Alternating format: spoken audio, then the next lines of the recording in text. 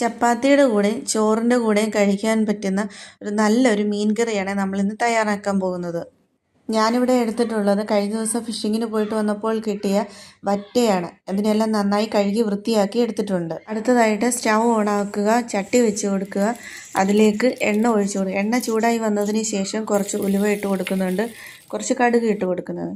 ഇത് നന്നായി ചൂടായി വന്നതിന് ശേഷം അതിലേക്ക് കുറച്ച് വെളുത്തുള്ളി, കുറച്ച് ഇഞ്ചി, കുറച്ച് കൊച്ചുള്ളി ഇത് നന്നായി ചേർത്ത് എല്ലാം കൂടി നന്നായിട്ടിട്ട് വഴറ്റുന്നു. ഇനി ഇത് നല്ലൊരു ബ്രൗൺ കളർ ആകുന്നത് വരെ വഴറ്റിയെടുക്കാം. ഇനി എരിവിനാവശ്യമായിട്ട് ഞാനിവിടെ 2 പച്ചമുളക് ഇട്ട് കൊടുക്കുന്നുണ്ട്. ഇനി മീൻകറിക്ക് ആവശ്യമായ ഒരു അരപ്പ് തയ്യാറാക്കിയെടുക്കാം. ഞാനിവിടെ ഒരു 1/2 കപ്പ് തേങ്ങ ചിരകിയത് എടുത്തിട്ടുണ്ട്. അതിലേക്ക് 1.5 സ്പൂൺ മല്ലിപ്പൊടി, 1 ടീസ്പൂൺ മുളക് പൊടി, അല്പം മഞ്ഞൾ പൊടി, ഇവയിലേക്ക് അല്പം വെള്ളവും കൂടെ ചേർത്ത് നല്ല പേസ്റ്റ് രൂപത്തിൽ അരച്ചെടുത്തിട്ടുണ്ട്. അങ്ങനെ കറിക്ക് ആവശ്യമായിട്ടുള്ള അരപ്പും തയ്യാറായിട്ടുണ്ട്. ഇനി ഇത് ചട്ടിയിലേക്ക് ഒഴിച്ചു കൊടുക്കുക. ആവശ്യത്തിന് ഉപ്പും വെള്ളവും ഒഴിച്ചു കൊടുക്കാം.